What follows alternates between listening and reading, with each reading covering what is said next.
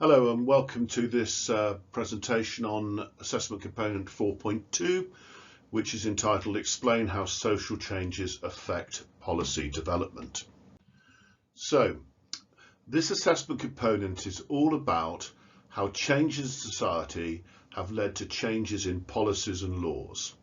And in particular, it's looking at cultural changes, so changes in our norms, in our values, in our attitudes, and also how the public perception of crime has changed, and that also may be due down to demographics, so changes in population. Now, these things have affected laws and policies. Now, we're going to look at this assessment component by looking at three specific examples that illustrate these changes. So we're going to look at changes to the laws regarding drink driving, changes to the laws regarding race relations, and changes to the law regarding smoking. And there's method in my madness here, because also some of these things you can use in later ACs and in other components as well within the A level. So particularly the stuff on smoking. So without further ado, let's make a start. But probably a good idea to do a little bit of recap on what we mean by values, norms, and particularly this word mores, which has come up in exams in the past, and students often get this slightly wrong. So let's have a look at this. So our values, our norms, our mores are parts of our culture that regulate our behaviour. So if we're talking values, those are our general principles, our beliefs, our guidelines about how we live our lives. They inform us as to what's right, what's wrong, what's good, what's bad, and of course different societies will have different values. For instance, if you're in modern society such as the UK, I would argue that we place quite a high value on pursuing individual wealth.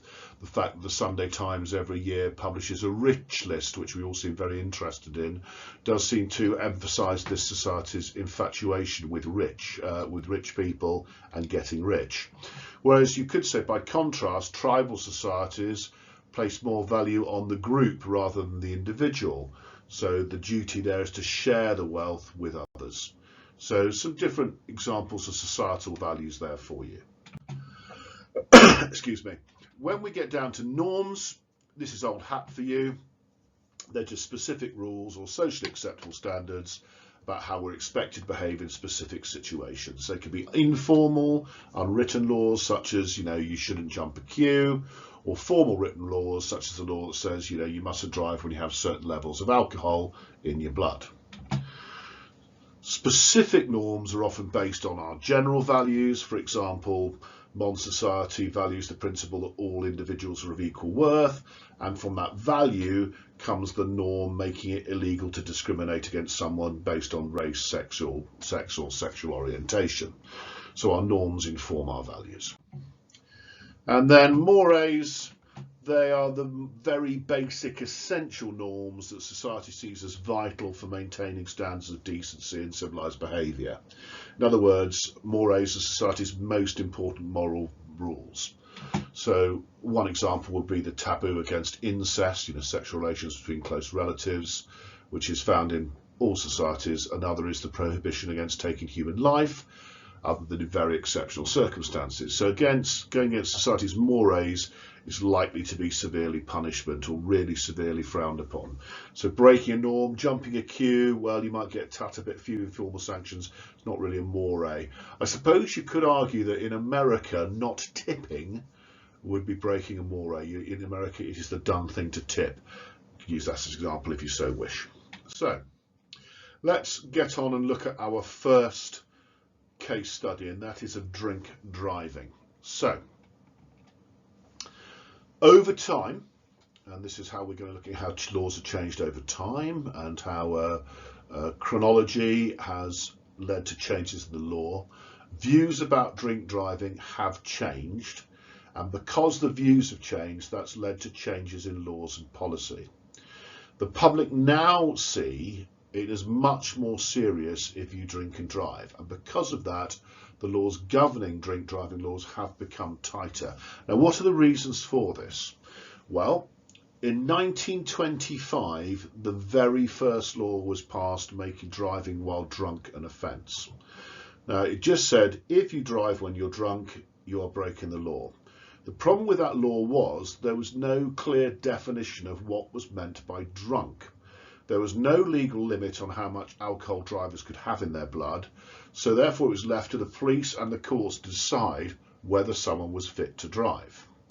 Now, there's a problem with that, because you could argue that someone of my size, 6'4", quite large, I might be able to have 2 or 3 pints, and it could be argued that I would still be in control of a car, whereas if my wife had 2 or 3 pints, I wouldn't want to get behind the wheel of a car with her.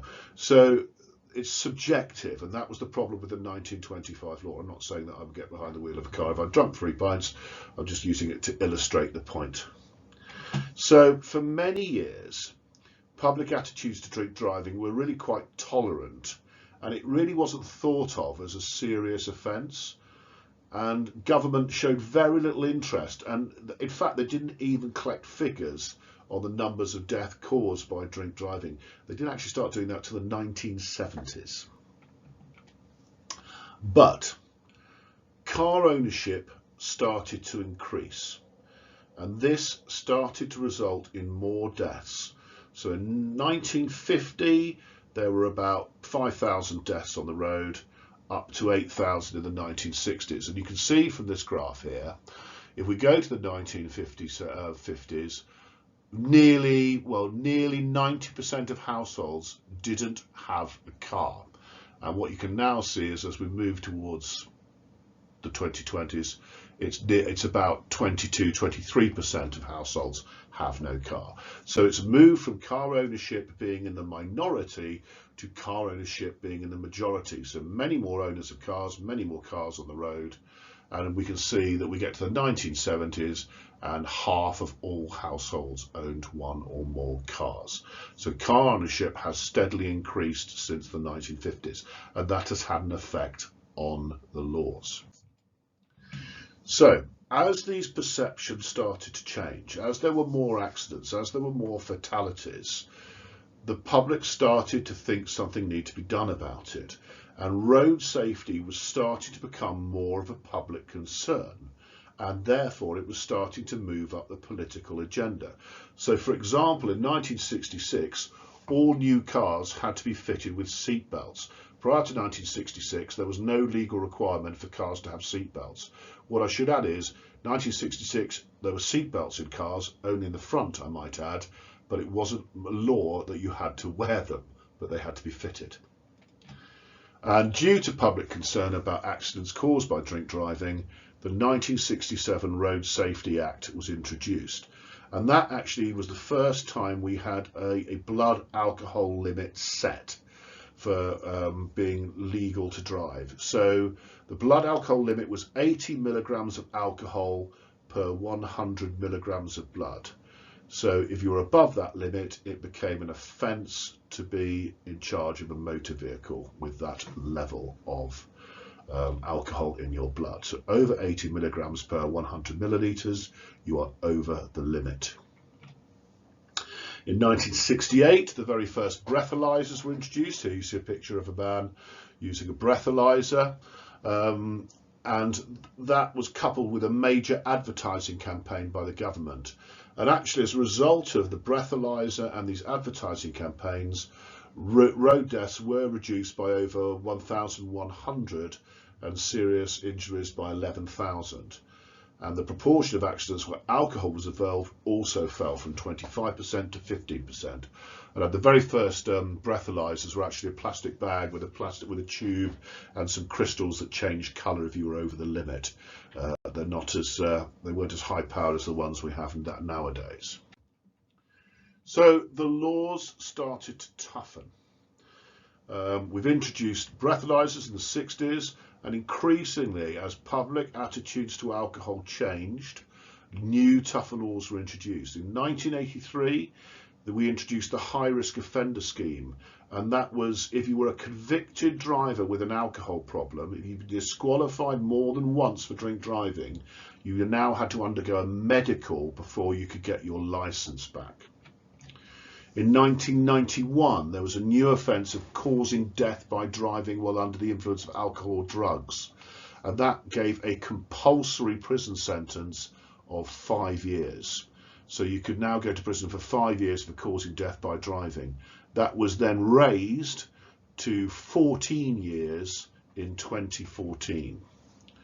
And the penalty for the first drink driving offence now is up to 6 months imprisonment, an unlimited fine and a driving ban for at least 1 year, with much heavier penalties for repeat offenders. But in the 28th of June this year, so very recently, this is when the new law came in about things like giving cyclists more width as you overtake them on the road. The passenger crossing on the side of the road on a junction has right of way. You might have realised those laws came in, but what you might not have realised that also on the 20th of June 2022, under the same Act, judges now have the power to give a life sentence for death by dangerous driving. So you can see how prior to 1991 there was no compulsory prison sentence.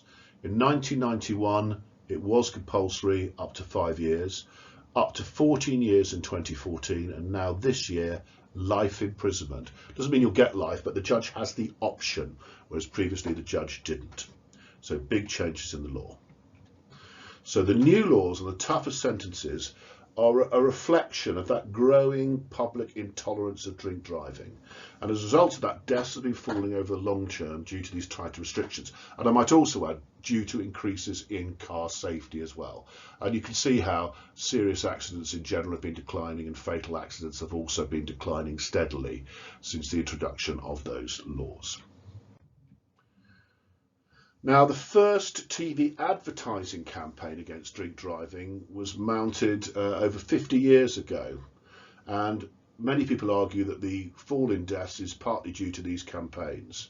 Often the campaigns would target specific groups who are most at risk of drink driving, such as young males, and they were definitely an important factor in changing public perceptions of drink driving as a crime.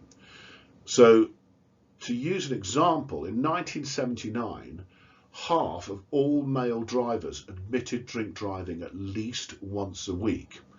But in a 2014 survey by the government, they found that 91% of people agreed that drink driving was unacceptable, and 92% said they would feel ashamed if they were caught drink driving. So just look at that in terms of changes in attitude within 35 years.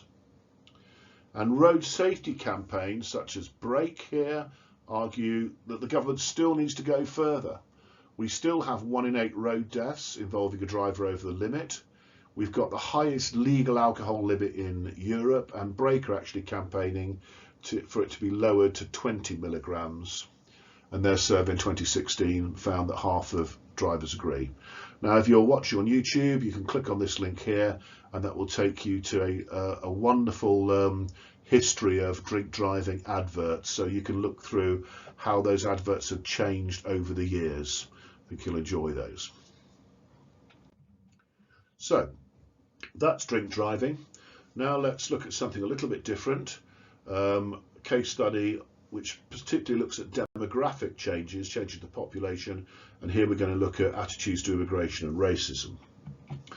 So if we go back to 1945, just after the Second World War, there were fewer than 20,000 non-white residents in the UK. 20,000. So they wouldn't have filled your average football stadium. The main immigrant groups in our country in 1945 were both white, and they were the Irish and Jewish. But since the 1950s and 60s, we've seen an influx of non-white immigrants coming from our former colonies in the Caribbean, the Indian subcontinent and Asia, and more recently people have come from Eastern Europe. Mostly people are coming in search of economic opportunities, jobs, and often filling jobs that the British don't want to do. So as a result of this, our demographic, our population structure has changed from this sort of very white one in 1945 to a much more multi-ethnic one in 2022. Now, in the census of 2011, you could see that we were still 87% of the population was broadly white or white British. We had 0.1% identified as Gypsy Roman traveller. Asian or Asian British made up 6.9% of the population. Black or Black British 3%, mixed or multiple 2%, other ethnic groups 0.9%. But actually since that census we've had a new one, so I've done some trolling of the 2021 census, and the next slide I'm going to show you how this 2011 has changed within 10 years of the last census. So here you go. There is our population census of 2011, and here's our population census of 2021. Notice how the population in the UK has actually gone down by 4 million. So all those people are saying we've got an influx of immigrants coming over and taking our jobs. Well, we're 4 million down from 10 years ago. So have a think about that. But white or white British now make up 81%, whereas previously 10 years ago it was 87%. Gypsy Roman traveller have gone up a bit, but that's probably more to do with the fact that there was a tick box in the 2021 census that allowed more Gypsy Roman travellers to identify that way. But the big jump has been Asian. We're up now to 9.3%. Black or Black British up to 4%. Mixed or multiple race 3%. Other ethnic groups up 2%. So you can see increasingly we are becoming, even in the last 10 years, much more multi-ethnic. So, the early arrivals to the UK were known as the Windrush generation. They were called that because they came on the first ship that came over was called the Empire Windrush. That was the first ship to carry Caribbean immigrants to Britain. Now, in general, those immigrants faced hostility with many white people holding racist stereotypes of black people as being dirty, diseased, or criminal. And throughout the 50s and 60s, immigrants often met with discrimination in housing, in employment, and in access to services. And a 1956 survey in Britain found that only 1.5% of whites would be willing to let a room to a black tenant. And a BBC documentary found that churches were turning away black families to avoid upsetting white worshippers. And there's a link there to an article that you can read about the Church of England apologising to the Windrush generation for that racism that they had to encounter. And can't stress this enough, at the time it was legal to discriminate against a person on grounds of race. There was no law against discrimination. And that led to exploitation by landlords who would let slum housing to immigrants who could frequently only get low-paid, low-skilled jobs. Due to that widespread racial discrimination, the Race Relations Act was passed in 1965, and that banned racial discrimination in public places, only in public places. It made promotion of hatred on grounds of race, colour, ethnicity, national origins an offence, and then a further act in 1968 outlawed discrimination in the areas of employment, housing and public services. So starting to get a bit better. The 1976 Race Relations Act strengthened the law. It extended it to cover both direct and indirect discrimination. Now, direct discrimination is obvious. It's when someone treats you less favourably, for example, because of the colour of your skin. But indirect discrimination is where a policy or rule that applies to everyone actually has a worse effect on some groups than others. So to give you an example, if you were a council that had a rule that in order to get on the housing waiting list you had to have lived in an area for 5 years, that at first would seem fine. That does apply to everyone, but if you've a recently arrived homeless refugee family, you're stuffed by that rule completely, so you are indirectly discriminated against. That is illegal. So the 1976 Race Relations Act stopped that from happening. Good thing too. And in 2010, the Equality Act replaced all the Race Relations Act. It brought together all the laws on racial, sex, age and disability discrimination and founded the Equality and Human Rights Commission, who oversee all areas of those laws. And if you want to go to a link to see what the Equality and Human Rights Commission do, there is a link to it. So let's think about these cultural changes. So in the 1960s, or since the 60s, there's been a cultural change. There has been a decline in prejudice towards ethnic minorities. Doesn't mean there isn't prejudice, but there's been a decline. The 1987 British Attitudes Survey found that 39% of people said they were racially prejudiced, whereas in 2017 this has fallen to 26%. It does still mean that a quarter of our country is still racially prejudiced. And according to the 2018 survey by British Future, 66% of over 65 in ethnic minorities said the level of racial prejudice today is lower than it was in 1968, while both minorities and the wider population are, I would say, more at ease with mixed race relationships and a more integrated society. So things have changed. So as a result of changing attitudes, there's been a change in the public perception of discrimination and race hate as crimes, and people are much more likely to accept these should be criminal offences. Now, to give you an idea of how things have changed, I've put two links here that you can look at. Now, I was born in 1964, and I can certainly remember this sitcom here called Love Thy Neighbour, and it was a sitcom that was very popular, had lots of series about the hysterical way that a white person was living next door to a black family, and all the hilarity that was caused by having a black person living next to you. If you watch it, some of the language that's used, I've just put there's some clips together on this YouTube channel, are really quite offensive. But this was screened normally in the 1970s on our TV channels. It was seen as being acceptable. So you get an idea of how things have changed.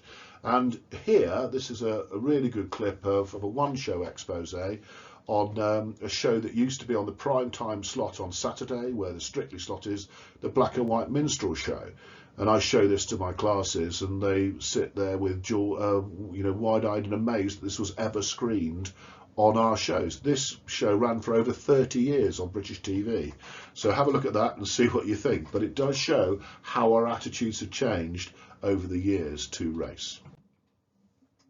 So why has this happened? Why has there been this shift? I'm not saying it's perfect, but there's definitely been a shift.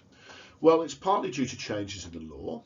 According to some psychologists, if we're made to change our behaviour, we tend to change our attitudes to fit. So if the law is changed to forbid discrimination, then people abandon their prejudiced attitudes, bring them into line with how they're now required to behave.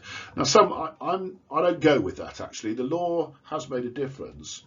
But I think, and I go with this, I think that other factors may also be responsible for this decline in prejudice. For example, if you look at the British Future Survey, it found that people thought children of different backgrounds mixing at school and in the workplace with people from other ethnicities were much more important than laws in improving race relations in Britain. If you think about it, back to 1945, 20,000 black faces in the whole of England. Now, millions. We're integrating, we're working with, we're at school with, we're teaching, etc. And that overcomes that prejudice. Prejudice is the fear of the unknown. Once you realise that everyone's much the same, attitudes change completely. And there you have it. So that isn't to say, as I said before, that discrimination doesn't continue. We've clearly seen changes in attitudes and behaviour since the demographic changes brought by immigration. However, discrimination is still with us. We still have racism towards non-whites, there's Islamophobia, racism against white East Europeans and Gypsy Roma travellers, and there's anti-Semitism towards Jews. The 2018 Conservative government was accused of creating a hostile environment that led to wrongful deportation of members of the Windrush generation who lived in the UK for decades. And there's two clips here, how in an attempt to tighten up on immigration, they ended up possibly deporting people who lived in this country for years. So there's an explanation of the issues there, and there's a really brilliant speech by the MP Dave Lammy lambasting the Home Secretary of this law. And just to put something into context, in 2022, in December, I took my parents over abroad for a quick trip over to France and Holland. My mother's 88, my dad is 90. We went across the Channel Tunnel, stayed for 3 days, and when we came back, my mum and I were on a British passport. My dad is on a Dutch passport, and linked to this Windrush generation and losing various documents, my father was asked at coming back in from France by British border control, has he got a residency permit? My father has lived in the country for 62 years. He's been married to my mother for 60 years. He has a telegram from the Queen congratulating him on his 60 years of marriage, but at Calais, British Customs made us, took our passports away, asked why he hadn't got a residency permit. We missed our one of our Eurotunnel that we were booked on, and had to go on a later one because they are now insisting on a residency permit for a man at 90 who's lived here for 60 years. So caught up in the Windrush generation, even though he's white and Dutch and not black. And part of me thought as I went over there, I wonder what would happen if I hadn't been there, and instead of being 90 white and Dutch, he was 50 Asian and on his own. But I'll let you decide on that. Anyway, after I rowed a lot, they let us back into the country. So here I am doing this presentation for you. So let's look at smoking. So in the 1930s, it was the norm to smoke cigarettes. Cigarettes were glamorized, they were encouraged, and even doctors encouraged people to smoke. So here you see an advert: give your throat a vacation, smoke a fresh cigarette. More doctors smoke Camels than any other cigarette. But obviously, as the health implications of smoking were understood, people's views changed. So it became less glamorous, not as accessible, and health warnings began to appear. So there you see one of the earliest forms of health warning on the side of a cigarette packet. Caution, smoking may be hazardous to your health. So in the mid-50s, several pieces of research were published that confirmed a link between tobacco products and lung cancer. In 1964, the Surgeon General in the USA, here he is, concluded that there was a link between lung cancer, chronic bronchitis and cigarette smoking. In 1965, the tobacco industry was required to put warning labels on its products and adverts as well to warn the public of the health risks associated with smoking. So it started to change in the 60s. And there you go, Surgeon General's warning: smoking causes lung cancer, heart disease, emphysema, and may complicate pregnancy. Now, a few clips here for you that you could go and have a look at.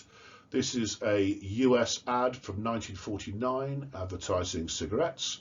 Here's a British one in the 1960s. And here is a PowerPoint. There's a link to a PowerPoint where you can flip through all the different types of smoking ad that have been around over the past 50, 60 years. It's really interesting to look at how things have changed. So look at those at your leisure. So over recent years, campaigning against the smoking of cigarettes has resulted in restrictive legislation. So Tobacco Advertising Promotion Act of 2002 banned the advertising promotion of tobacco products, and that included sponsorship of sporting events. When I was a child, we had the Benson and Hedges cricket. Formula One was sponsored by tobacco companies. In fact, Benson and Hedges did a lot of sponsoring of sporting events. I would also add that when I was at university in early 80s, it was everyone smoked in the bar, everyone smoked in restaurants. If you went to a nightclub, it was just a miasma of smoke over the ceiling because everyone smoked indoors. It was acceptable. The Health Act of 2006 put a stop to that. That banned smoking in enclosed work in public places. So no longer, that's why everyone is now outside the pub doing the stand of shame as they smoke outside in the cold. Prior to 2006, you didn't have to do that. And then we get the Children and Families Act of 2014. Now this is, I can't stress enough, this is a really important one, guys, because in my next PowerPoint as well, I'm going to refer to this when we look at attitudes, pressure groups, etc. So this is a double header, this one. Children and Families Act of 2014 enabled the government to implement regulations to prohibit smoking in a vehicle when children were present. Also prohibited the sale of nicotine to persons under the age of 18, and also required plain packaging of tobacco products. So that is what tobacco products now have to look. And this was a campaign led by the British Lung Foundation, ASH, and Cancer Research UK. So you can use those when you're looking at pressure groups, etc. And there's a little link that will help you. Can't remember what that link's for, actually. I think it's to the actual act. No, it's not. It's about it's an advert about smoking in cars. You can have a look at that one as well. So let's look at these changing attitudes and try and crystallise it all. So in 1962, over 70% of British men and 40% of British women smoked. So remember, it was the norm to smoke. Let's see how it's changed as these laws have come in. In 1974, 45% of the British population smoked. This was down to 30% by the early 90s, 21% by 2010, 19.3% by 2013, the lowest level which has been recorded for 80 years. There's been an annual no smoking day in March since 1984.